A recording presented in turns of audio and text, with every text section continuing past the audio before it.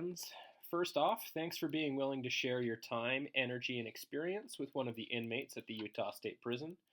This is a potentially incredibly rewarding service opportunity, but unfortunately, there's a lot of red tape that we have to work around, and the system is not set up to make this kind of program seamless. So, I decided to make this video to make getting applied and scheduling visits with your sponsee more approachable. While the prison administrators have expressed approval for us to have people come in and sponsor the inmates, there's no special program or channel for us to do so. So if you're going to sponsor one of the inmates, you have to apply to be a visitor just like you are applying to visit a incarcerated loved one. So most of the prison staff are unaware of this sponsorship program, so don't expect them to be. Hopefully, this video will make it easier to get started though, and once you visited your sponsee once or twice, it should become intuitive. So, this video is going to show you how to apply to visit an inmate that you have signed up to sponsor, how to schedule visits with that sponsee, and then finally we'll go over some ground rules for visiting. First, how to apply to be a visitor. First, you'll need the following information: the legal name of your inmate, the offender number of that inmate, and the housing unit that inmate is housed in. You should have been given this information when you were assigned the inmate by a member of the District 2 Corrections Committee. But if you need to figure out the housing unit or confirm that, or you forgot some of their information, you can go to this URL, which I'll go to now.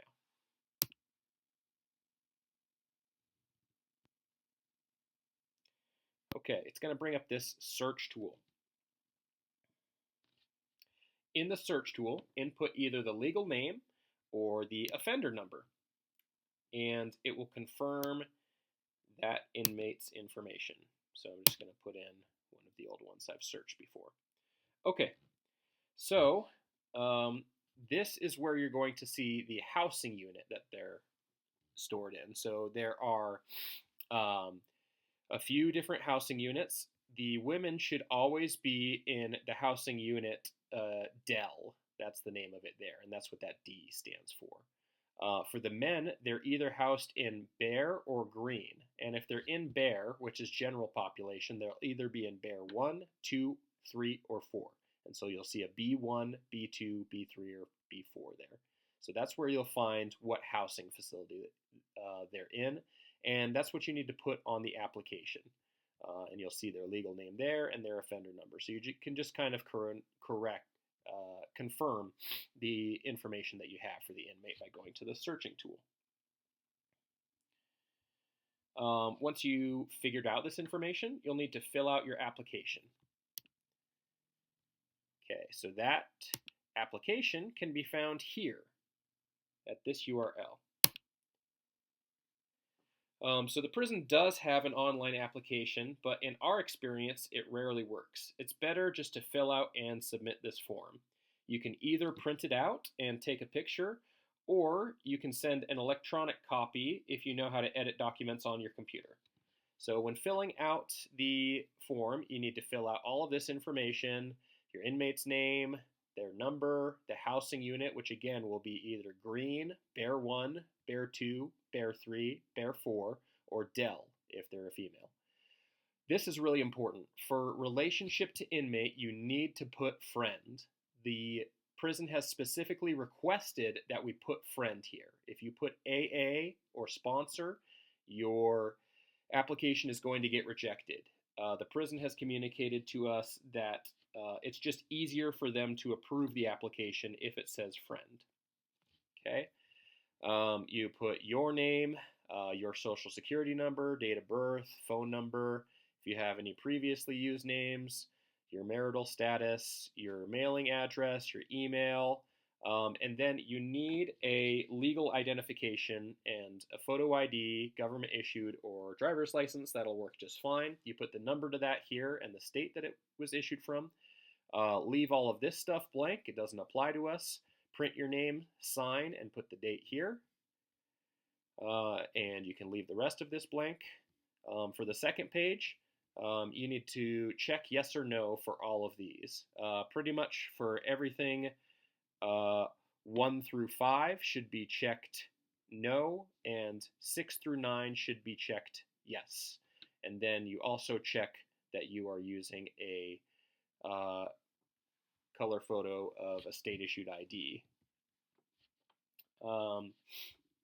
So once you complete this form, you want to take a photo of the front and back of your photo ID and take a photo of this form if you've printed it out, or take the electronic file.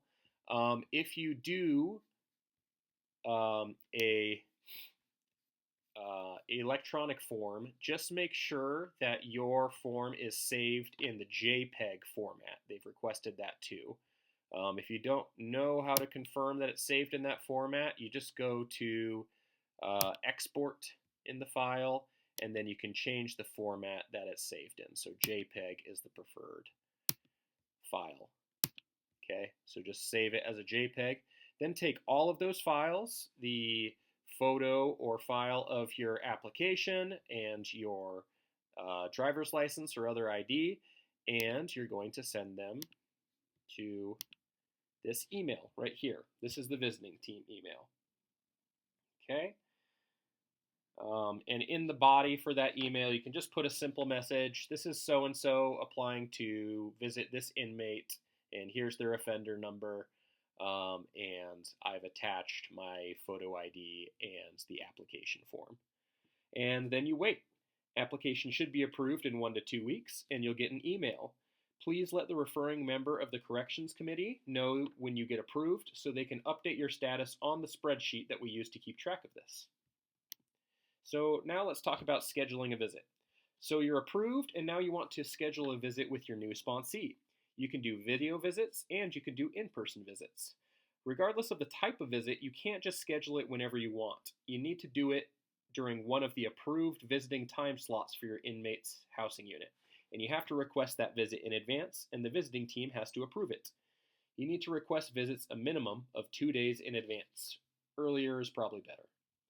So to figure out what time slots are available for you to request a visit, go to this URL. And you're going to scroll down here, and you want to find the link for the appropriate section. So if you're sponsoring a male inmate, they're either going to be in bare or green. And you go to the appropriate month of schedule. They typically schedule 2 months at a time. If you're sponsoring a female inmate, they're going to be in Dell, so you're going to go to the appropriate month for that.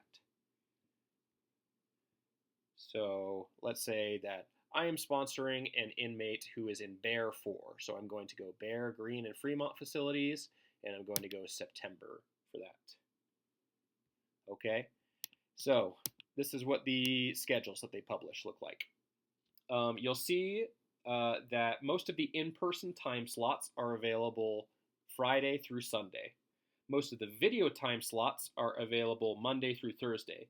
You will see some in-person time slots during the week, and that's noted by there being the in-person next to them. You'll also see some video time slots during the weekend, and that will be noted in the same way. If there's no words next to the slot, you know that it's a video visit time if it's during the week, and it's an in-person time during the weekend. So let's say again that my sponsee is in Bear 4, and let's say I want to do in-person visiting for them. So let's say I look at these available times and I decide, okay, September 12th is a good time, good day, and 8:30 to 10:30 works for me. Please note that all of the times are in military time. So let's go over how to request an in-person visit, and then we'll go over how to request a video visit, because the process is a little different for them. So if I want to request an in-person visit, I'll make a note that this is the time slot that I want, and then I'll go back to this URL where I found the schedules. Instead of clicking on the schedules, I am going to go schedule visits for the section that I want. Okay? And when I do that, it will take me to this Google form. Fill out and submit this form with your and the inmate's info, and the visiting team will get notified. They'll review your request and approve it or deny it. Either way, you'll get an email notifying you.